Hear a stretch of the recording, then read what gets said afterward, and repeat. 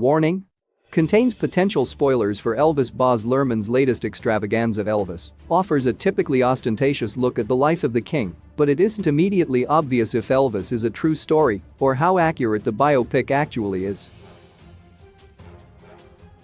Starring Austin Butler and Tom Hanks alongside a range of performers portraying real-life superstars, the movie certainly has its roots in reality.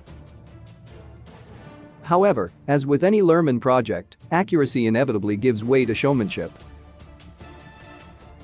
Considering the subject matter, this is probably the right approach.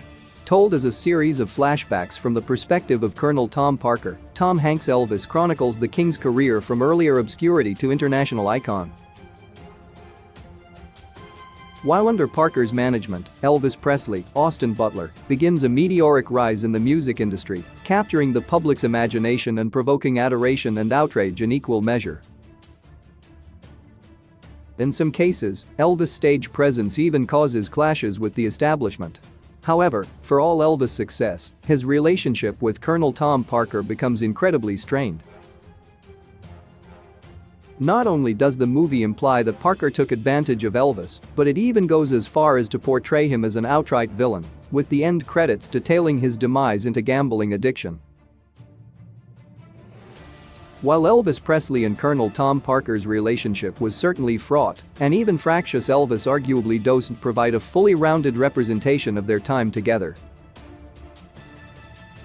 Some scenes either entirely invent or twist events to suit the narrative of Parker as an out-and-out antagonist. Yet this is not the only area where Elvis takes liberties with the truth.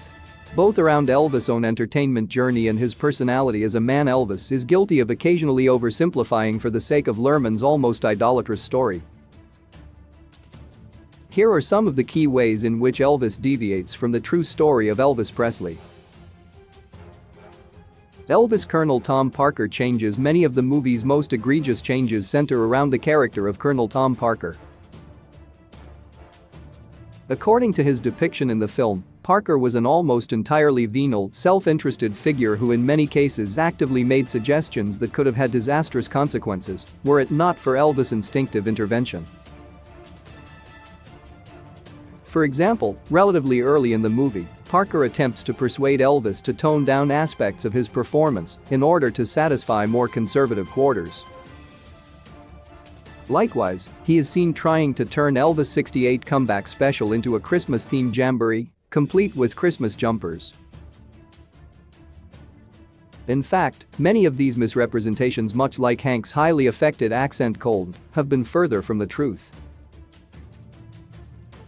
A key source of authority on Elvis' Colonel Tom Parker changes is author and music journalist Alana Nash, who wrote a widely acclaimed Parker and Elvis biography in 2010. In an interview with Variety, Nash has debunked several of Elvis' claims about the manager. For example, regarding Parker's alleged desire to tone down some of the singer's more risque performance antics, Nash states that the manager liked it that Elvis did what brought folks into the big tent. She went on to add, Parker loved it that Elvis was like a male striptease artist, like the ballet girls on the carnivals. That sold tickets. Similarly, Nash dismissed the movie's assertion that Parker was threatened by the government in a bid to stop Elvis' controversial performances as total and unequivocal bunk, further highlighting the discrepancies between the movie and historical fact.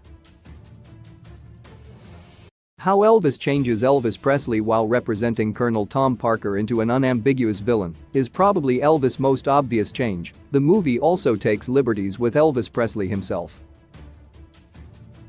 In particular, the film plays fast and loose with some of the real Elvis Presley's most important musical influences, as well as the relationships that shaped him. For instance, as Alana Nash explains in the Variety interview, it isn't true that Elvis' most important musical influences were exclusively black as the movie implies. As Nash puts it, Elvis had just as many white influences and announced as early as 7th grade that he was going to sing at the Grand Ole Opry. Remember, he entered a talent contest as a child singing Old Shep warbling about dead dogs is about as country as it gets. This highlights how, when it comes to the genesis of Presley's undeniable talent, Elvis occasionally oversimplifies. There are also numerous changes made to Elvis Presley as a man. One area that Baz Luhrmann's Elvis glosses over is his complicated relationship history. Although his wife Priscilla plays a prominent role, later partners such as Ginger Alden and Linda Thompson are ignored completely, representing a grossly simplistic version of the King's love life.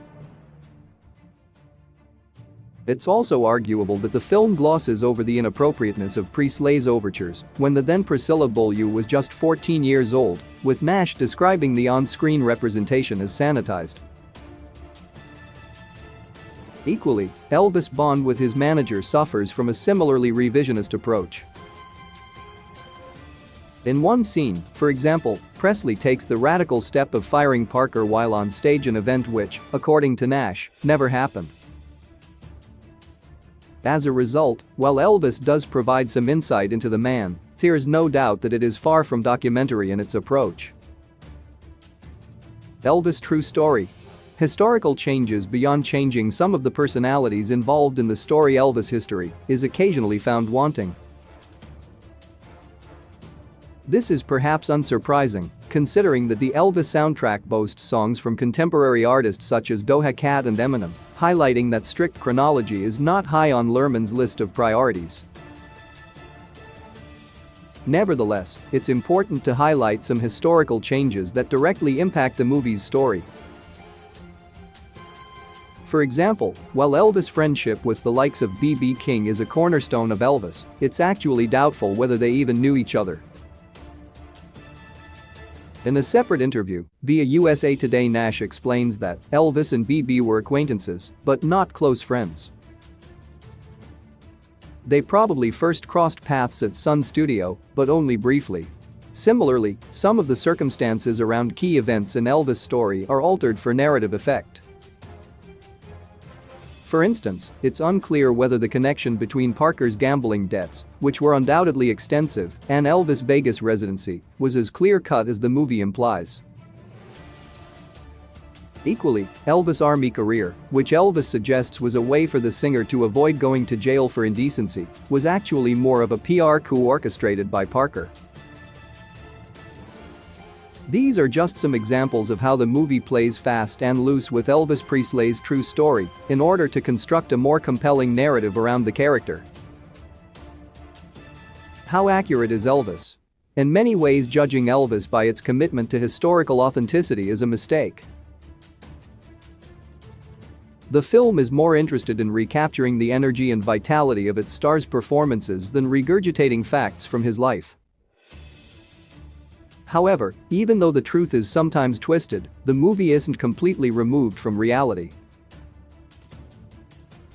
For instance, although the circumstances around Elvis' Army stint, which curtailed Presley's musical and acting careers, were changed, it's clear that Parker was pulling the strings away from the front line.